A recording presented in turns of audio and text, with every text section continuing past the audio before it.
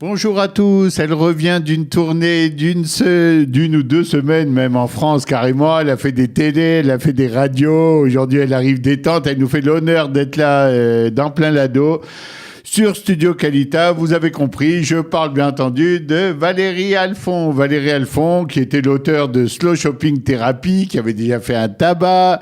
Tout le monde en parlait parce qu'on va en parler tout de suite. C'était une approche tout à fait nouvelle et différente de la consommation.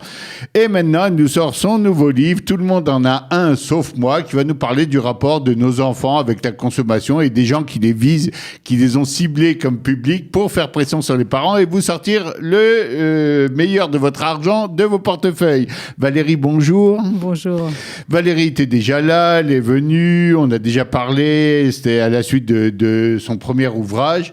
Et là, le second volume, c'est un peu de la suite, on avait parlé de la consommation des adultes, il fallait faire attention, il faut budgétiser, il faut plus laisser entraîner par cette volonté vite, c'est des soldes, cours au magasin. Et toi, c'était ton grand cheval de bataille. Et maintenant, c'est un nouveau livre sur les enfants, sur la consommation, sur le fait qu'ils ont été ciblés par des types très cyniques qui disent « Allez, on tape sur les enfants, on va les faire consommer ». Et ça pose beaucoup de problèmes dans les familles. J'ai beaucoup parlé. À ton tour. Valérie, bonjour. Comment c'était cette tournée-là ? C'était super intéressant parce que j'ai vu qu'il y avait une vraie demande par rapport à ce souci. On me demande souvent comment j'ai eu l'idée d'écrire ce livre. Et ma réponse est très claire. Hein. Je donne des conférences et très souvent, les parents venaient me voir après la conférence et me disaient « Mais d'accord, nous, on est OK, le budget, nous, on ne consomme pas, on fait attention, mais les enfants ». Et « mais les enfants », je demandais ce que ça voulait dire et on me disait « Mais les enfants, ils sont toujours en demande, alors on fait quoi ?» Et de là est né ce livre. Alors, je sais, moi, pour avoir parlé souvent avec toi, que c'était une de tes grandes préoccupations. Les enfants d'abord, ce rapport-là, ce fait de vouloir consommer, de vouloir plus de choses, d'exprimer ça en réclamant « Magui Ali, j'ai le droit d'avoir, moi, les autres en ont ». Effectivement, tu en as fait le titre même de ton bouquin. Tout le monde en a. Moi, je me rappelle ma fille qui... Tout le monde sort ce soir jusqu'à minuit, tout le monde... Et tu disais vraiment tout le monde, quoi. Je suis le parent ringard qui est à la traîne. Tu voulais taper sur cette espèce de mythe de tout le monde d'abord ? Ouais, c'est la pression sociale. Cette phrase-là, c'est la phrase souvent qui fait basculer les parents. Parce que, a priori, les parents n'ont pas toujours non plus ni les moyens ni l'envie que leur enfant surconsomme. Parce que, encore une fois, le problème, c'est pas la consommation, hein, c'est la surconsommation. Mais les enfants sentent bien que c'est le bouton sur lequel on peut appuyer. Ouais. Pourquoi ? Parce que les parents, souvent, ont peur que leur enfant soit différent. Ouais. Et du coup, on va faire jouer ça. Sauf que, et ça c'est une astuce, 2 astuces que je donne dans le livre. La première, c'est d'abord quand ils nous disent tout le monde en a un, on lui demande, c'est vraiment tout le monde ? Tu sais quoi, demain tu vas à l'école, tu comptes combien il y en a, que c'est tout le monde, hein, c'est qui tout le monde qui a les nouvelles baskets on ne sait pas, une blinde, hein, le nouveau téléphone, enfin tout ce que les enfants demandent. Hein, et tu reviens, tu me dis, très souvent, c'est pas du tout le monde, hein, c'est 6 sur 30. Oui, voilà. Et puis on a super peur d'être des mauvais parents. Les mauvais parents, ceux qui font pas, tout le monde le fait. Et toi, tu es à la traîne, tu dis, mais je me suis pas réveillé. Ouais, mais justement. Alors, le deuxième point, c'est le deuxième point, c'est ne pas tout de suite passer en mode de est-ce que je peux pas, parce que c'est souvent là le problème. On est souvent en train en tant que parent, de se dire ouais, je suis peut-être pas un mauvais parent, est-ce que je peux lui acheter, combien ça coûte, comment je peux le faire pour le lui offrir ou non, alors qu'on devrait se poser la première question qu'on devrait se poser, c'est est-ce que je veux ça pour mon enfant, si ça se trouve, même si c'est gratos, je veux pas qu'il ait un portable à l'âge de 8 ans, je veux pas qu'il ait un smartphone à l'âge de 8 ans, même si c'est celui de ma cousine dont elle veut plus. Ça, c'est un. Mais 2, surtout, et ça, c'est vraiment essentiel, c'est être à l'écoute. Ce qu'il faut, c'est prendre la demande de l'enfant comme une opportunité d'écouter son enfant et d'être, et vraiment de comprendre pourquoi il le veut. Pourquoi il veut être comme tout le monde ? Pourquoi est-ce qu'il veut tant que ça avoir ce que tout le monde a ? Pourquoi il veut ressembler aux autres ? C'est quoi sa valeur ? Et donc, quand on commence à poser ces questions, eh bien, on a un dialogue et on comprend mieux son enfant. Et comme je raconte, il y a une maman qui a dit qu'elle a déjà mis ça en pratique. Elle a commencé à engager le dialogue et son enfant ne voulait plus la laisser partir. parce qu'il en avait besoin. Exactement. Je vais te ramener un peu au premier point parce qu'il m'intéresse. On voit très souvent des trucs comme ça. Bon, je vais filer le portable au petit. Moi, je change de portable. Par exemple, j'en ai plus besoin. Donc voilà, depuis le temps qu'il réclame. Et puis le gosse, effectivement, a 8 ans. Et il va dire, ouais, mais de toute façon, c'est pas grave, c'est normal. Tout le monde en a dans ma classe. Tout le monde a un smartphone. Et effectivement, et d'abord, c'est faux. On le sait statistiquement, encore plus quand on est dans l'éducation. D'abord, c'est pas la réalité. Il y a beaucoup de parents aussi qui essayent aujourd'hui d'essayer de trouver des solutions, d'essayer de résister à la vague. Mais ce truc-là, moi, ça va, c'est gratuit. C'est le portable. De toute façon, il y avait mon abonnement qui finit. Ou bien, on voit souvent chez les Olim Khadashim, ils sont partis, ils sont arrivés en Israël. Et puis, les grands-parents sont en France. Alors, quand ils viennent, ils veulent faire un cadeau, outil important. Il dit, on lui a acheté un smartphone, on lui a acheté un gros truc. Puis le gosse, on n'a pas obligatoirement besoin. Comme c'est que maintenant, il devait créer le besoin. Bon, je vais essayer de me mettre à la hauteur. Donc, comment tu as résolu, toi, ce problème? Comment tu attaques ce truc-là en disant, oh, point numéro 1, comme tu le disais, du calme.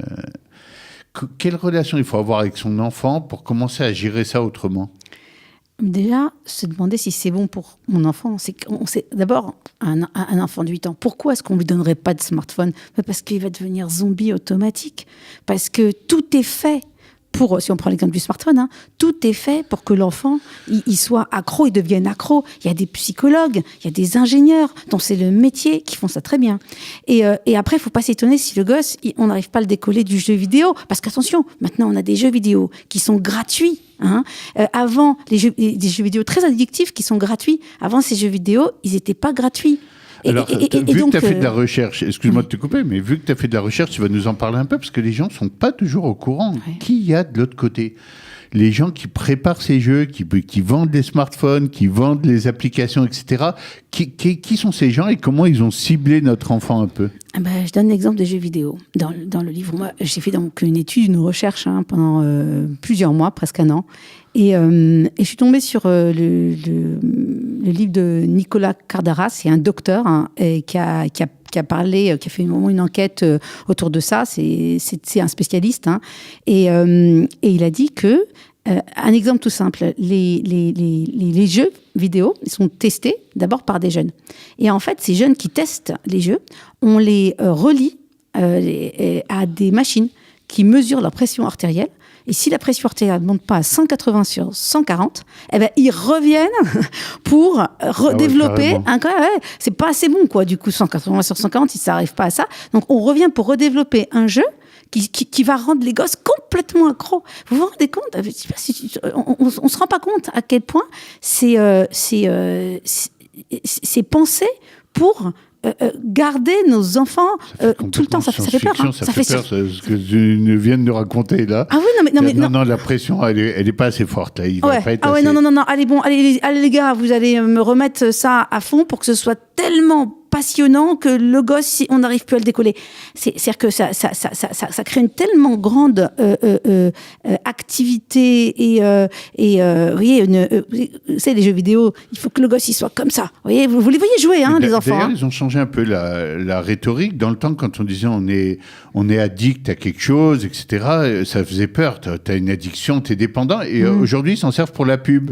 Jeu addictif, les gars, venez vite, vous allez être scotché au truc, vous ne pourrez plus penser à autre chose. C'est très vrai. C'est incroyable, ils l'ont mis dans les pubs maintenant.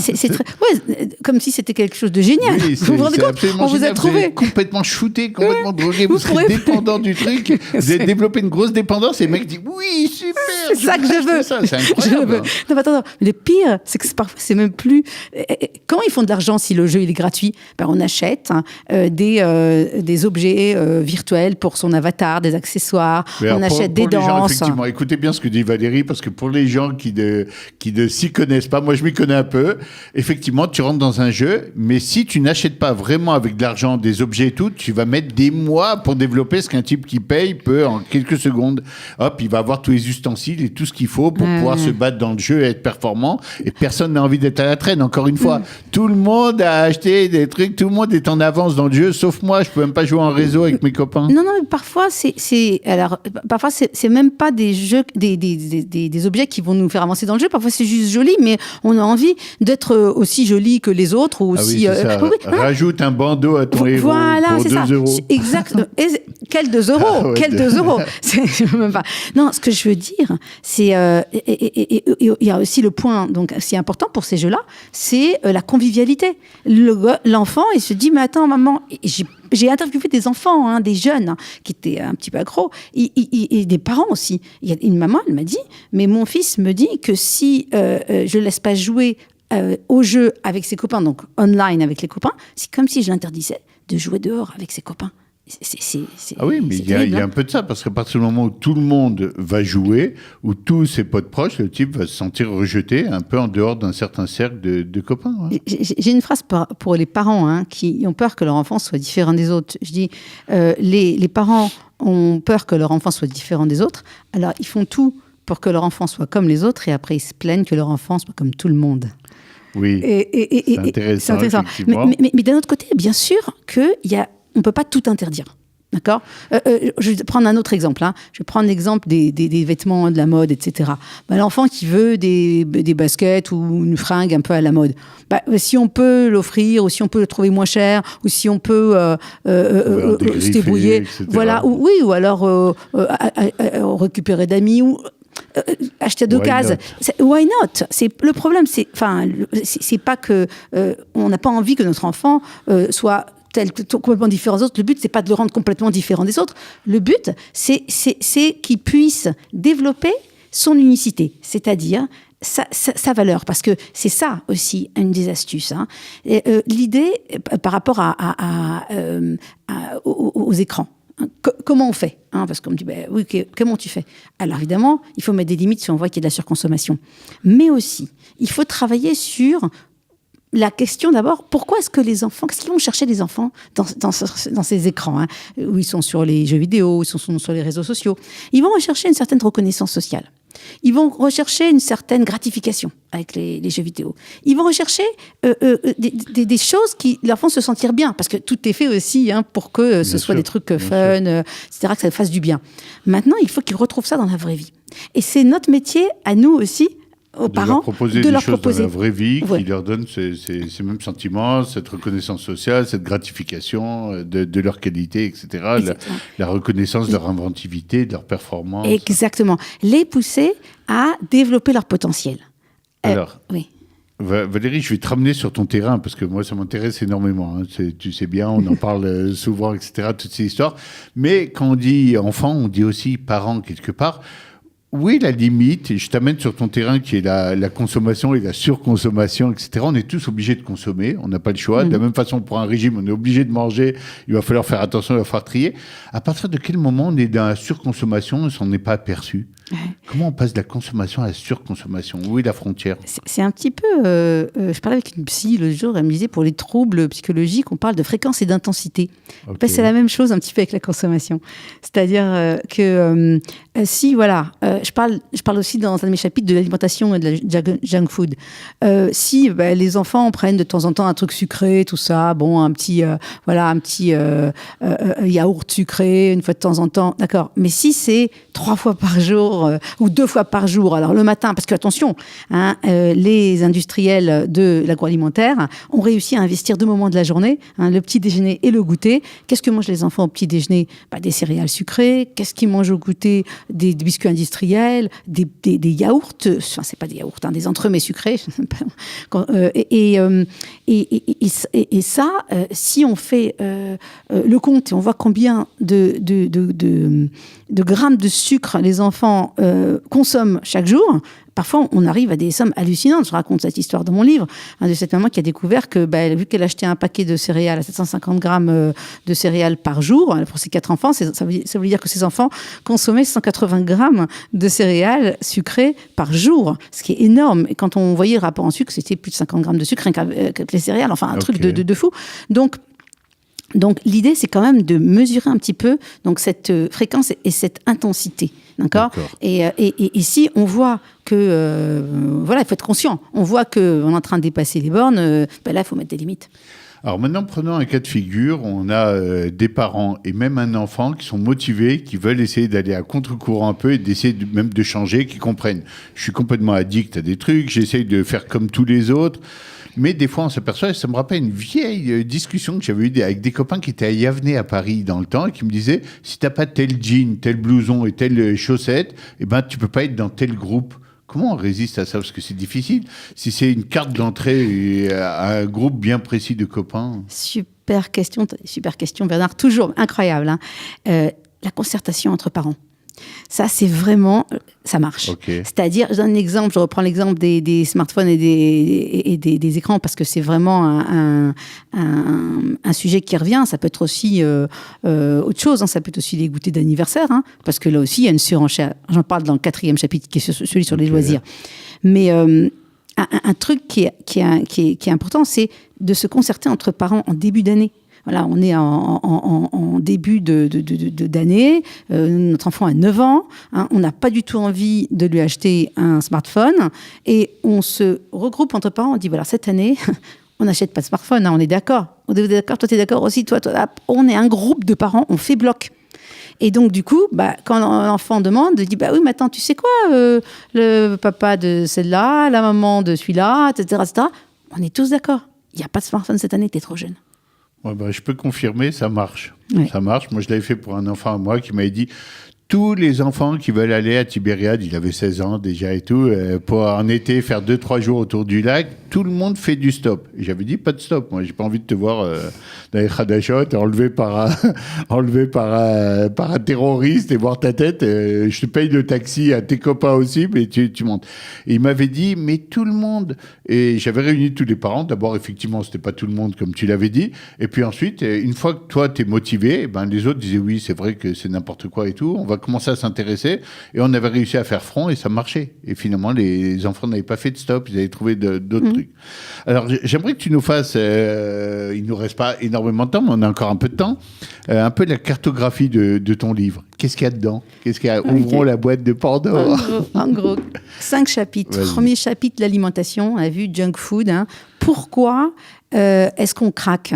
Comment les marketeurs et les industriels font pour manipuler les enfants et aussi nous un peu les parents et donc je donne des solutions pour sortir de tout ça, hein, cet engrenage du junk food, sucré, C'est super salé. important de le dire, tu donnes des outils. Bien sûr. Tu te contentes pas de soulever les problèmes. Ah oui, parce que dire que c'est difficile, c'est Faites compliqué. attention. Voilà, c'est important de comprendre comment on est sûr. manipulé, mais c'est aussi très important d'avoir des outils. Hein.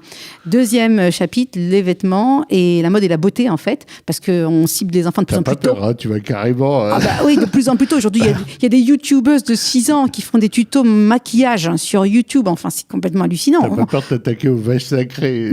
Ben non, non, il faut y aller, quoi. C'est ce qui est. Moi, c'est un état de fait, hein. J'invente rien. Je donne des chiffres, puis j'explique. De toute façon, tout ce que je dis est documenté. Il y a énormément d'études dans le livre. Mais c'est très fun, hein. Ça se lit très facilement. Tout le monde me dit, je l'ai lu en 2 heures, 3 heures. C'est vraiment très fun. Mais aussi, c'est bien documenté, je pense. Et aussi, des outils. Là, du coup, il y a vraiment, pour moi, c'est la valeur, hein, au niveau des vêtements. C'est vraiment faire réfléchir l'enfant sur sa valeur. Je donne un petit exemple aussi pour l'alimentation, hein. C'est cette idée d'aliment plaisir. Un aliment plaisir, c'est sucré, c'est du sucre. Mais non, et qui a dit qu'un aliment plaisir, c'était du sucre? Enfin, je donne des petits trucs comme ça, mais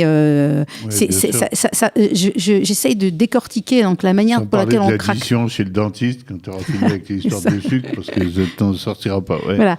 Troisième chapitre, c'est les écrans. Et là aussi, je parle aussi bien des jeux vidéo que des réseaux sociaux, que des vidéos en continu. Et comment on fait pour rendre tout ça de plus en plus addictif. Évidemment, des pistes pour aider nos enfants à s'en libérer. Et 4e chapitre, les loisirs. Alors là, il y a un peu de tout. Hein. C'est un chapitre super sympa à écrire sur les parcs d'attractions, sur cette idée que il faut faire des choses.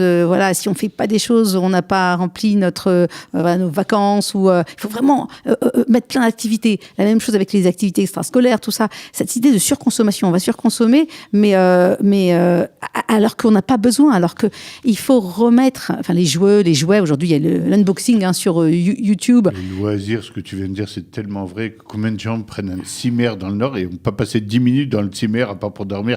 Non, il faut remplir, faire des activités. C'était une activité. Quand on y est, on est entre nous. On est ensemble. Ensemble, nous, on fait vite. Il faut faire le plus de trucs, sinon on va sentir un vide. Quel vide Ouais. On est ensemble. On fait un ou deux trucs, mais pour moi, on a passé quelques jours dans le Nord l'été dernier, et un des plus beaux souvenirs, c'était notre partie de jeu qu'on a fait, un jeu en famille, en soirée. On s'est dit, allez, on fait un jeu ensemble, quoi. Et c'était génial, parce que c'était l'ambiance vacances, on était dans un appart différent, tout ça. Voilà, donc l'importance des plaisirs simples. Et puis, bon, pas que, hein, je parle des anniversaires aussi, la surenchère des goûters d'anniversaire. Bref, ça, c'est le 4e chapitre. Et le 5e chapitre, qui m'a tenu très, très à cœur, parce qu'il fallait absolument que j'en parle, c'était les valeurs. C'est-à-dire que tout ce qui sous-tend ça, ce sont des valeurs, j'appelle ça les valeurs frelatées de la société de surconsommation, qui sont par exemple, de dire c'est facile et rapide de réussir dans la vie. Qui disent aux enfants, voilà, regardez, demain, vous pouvez tous être youtubeurs, stars de télé-réalité, et comme ça, vous allez gagner de l'argent. Puis, je rencontre de plus en plus de parents qui me disent que leurs enfants leur disent, oh, je ne vais peut-être pas faire des études, hein, c'est bon, je vais gagner de l'argent facilement. Je vais trouver. Alors que c'est complètement faux. Cette idée que les enfants sont des stars, des VIP, et donc ils peuvent tout demander. Et pour contrer ces valeurs frelatées, eh bien, je pense qu'il faut redonner aux enfants le goût de l'effort, parce que les enfants adorent quand même se sentir utiles. Quand on leur demande, dès qu'ils sont petits, on leur demande de nous aider, tout ça. Ce sont des choses qui leur font du bien. Les surprotéger, dire non, faites rien, les enfants, on s'occupe de tout. En fin de compte, on fait des enfants qui sont pas armés pour la vie. Et de deux, les aider à se tourner vers les autres, à donner, à avoir de l'empathie, de l'écoute, pour contrer ces valeurs. Ce qui est de moins en moins évident quand tu es dans un monde de surconsommation, parce qu'il faut aussi de l'argent pour surconsommer. Donc, je ne vais pas faire du bénévolat ou des trucs comme ça. Moi, j'ai besoin de travailler, j'ai besoin d'argent, j'ai besoin de trucs. Et effectivement, là, tu touches aux valeurs. Parce que si un type dit quoi, tu veux que j'aille sortir les poubelles, combien tu me payes? Et on le voit de plus en plus chez des enfants aujourd'hui qui disent à leurs parents, combien tu me payes? Tu veux que je range pour Pessard, combien tu me payes? Parce que moi, je dois consommer, effectivement. Je dois consommer, surconsommer. J'ai besoin d'un nouvel écran, d'un nouveau téléphone. Donc, voilà. Quoi. Et l'idée, mais c'est possible. Voilà. Ce que je veux dire dans le livre, c'est que c'est possible de changer. Moi, je suis très heureuse parce que j'ai déjà des retours sur le livre. Des gens qui me disent, j'ai essayé ça et ça. Ça change l'ambiance de la maison. Et ça marche, oui. Ouais. Parce que, ça marche. On me dit, oui. Et là, pour moi, c'est le plus beau cadeau qu'on puisse me faire. C'est me dire qu'en fait, le livre sert à aider les enfants à avoir une vie plus riche aussi. Parce que la vie, quand on surconsomme, c'est pas une vie meilleure, c'est pas une vie rêvée du tout. C'est une vie où on revient en valeurs essentielles. C'est ça, une vie plus riche. D'abord, ce que tu as dit, c'est très important. D'abord, le fait que ça marche. Les gens t'appellent et te disent, parce que sinon, on pourrait dire, elle, c'est la Don Quichotte de la surconsommation. Elle va se faire démolir par tous les gens. Il y a des gens qui t'attaquent quand même, qui disent, mais c'est pas réaliste, Valérie, retombe un peu sur terre. C'est arrivé au début, en tout cas un peu. Aujourd'hui, avec les 2 livres, les trucs et tout, les gens se disent, bon, c'est moins facile d'attaquer la vie, il y a une reconnaissance quand même. Non, c'est vrai qu'il y a parfois des gens qui me disent, ouais, mais c'est difficile. Je n'ai pas dit que c'était facile. Je n'ai pas dit que c'était facile, mais je pense que si nous-mêmes, on est convaincus, parce que ça commence en nous, ça commence en nous en tant que parents, si nous-mêmes, on est sûr de soi, ça devient beaucoup plus sûr pour les enfants. Et puis d'ailleurs aussi, je m'adresse aussi, c'est pas que pour les parents, le livre, c'est aussi pour les grands-parents. Moi, j'étais grands-parents aussi, déjà, qui m'ont dit, oh là là, ça m'intéresse parce que je vois que mes petits-enfants sont en train de rentrer dans cette spirale de surconsommation. Bien sûr, tout le monde peut aider. Tout le monde peut aider à faire passer le message. Est-ce que tu as eu l'impression, effectivement, on va bientôt conclure, mais c'est une question importante, qu'à partir du moment où tu as commencé à parler de ça, tu as libéré aussi la parole des gens qui pensaient comme ça, mais qui disaient je peux rien dire, il y a tout le monde contre moi. Ça, c'est un peu l'inverse, tout le monde est contre moi, tout le monde surconsomme, donc je vais pas être le Don Quichotte, un peu comme on a dit. Est-ce que tu as eu cette impression-là effectivement, on peut suivre Valérie maintenant, il y a une princesse derrière, il y a quelqu'un qui a fait le premier truc, la première brèche, on peut s'engouffrer derrière. Je pense qu'il y a déjà une brèche, je pense que les gens m'attendaient pas. J'étais super contente quand j'ai fait un de radio, c'est vrai, en France, et j'ai eu d'une radio particulièrement où j'avais des parents qui disaient oui, moi j'ai déjà commencé, moi je fais ça, moi je fais ça. Je me disais mais c'est incroyable, c'est comme dans mon livre. J'étais super contente parce que c'est aussi ça, hein. C'est un aller-retour. Hein. C'est pas, moi je vais faire passer un message, mais c'est beaucoup de bon sens et c'est surtout aussi en fait cette idée de pas avoir peur. Il faut pas avoir peur parce que vraiment, mais j'en suis convaincue, hein, c'est pas ça qui rend les enfants heureux, c'est pas la surconsommation qui rend les enfants heureux, au contraire. Et ça, quand on est convaincu de ça et quand on voit qu'on n'est pas seul, parce que c'est vrai ça, hein, eh ben on peut aller très loin parce que ensemble on va très loin. Valérie, t'as tellement d'énergie, t'as l'air tellement dedans qu'on sent qu'il y a déjà un 3e livre qui commence à germer dans ton esprit. Oui. Donc en attendant, on va présenter le 2e. On t'invitera pour le 3e aussi. Ouais. Tout le monde en a un, sauf moi. C'est de Valérie Alphonse, c'est chez Albin Michel, c'est très sérieux et c'est la suite de son raisonnement. Elle avait parlé beaucoup aux parents dans le premier livre en disant faites attention, ne vous laissez pas attirer. Là, c'est pour les enfants et leurs parents par rapport aux gens qui nous ciblent. Et le 3e livre, on t'invitera parce qu'on voit qu'il y a encore beaucoup d'énergie. On connaît tes ateliers, on entend parler dans tout le pays. Suivez-la, suivez ces ateliers, allez-y. Ne pensez pas que vous n'avez pas besoin. Tout le monde en a besoin. C'est très intéressant de savoir comment gérer son budget, comment programmer, et surtout les valeurs qui sont derrière. Revenons à des choses plus simples des fois. Il y a plus de bonheur des fois dans les choses qui coûtent moins cher et qui sont plus simples. Valérie, merci beaucoup d'avoir été avec nous. Merci. Et à très bientôt sur Plein Lado. Au revoir. Plein Lado, c'est un rendez-vous détente présenté par Bernard Zanzouri pour rire, réfléchir et grandir tous ensemble.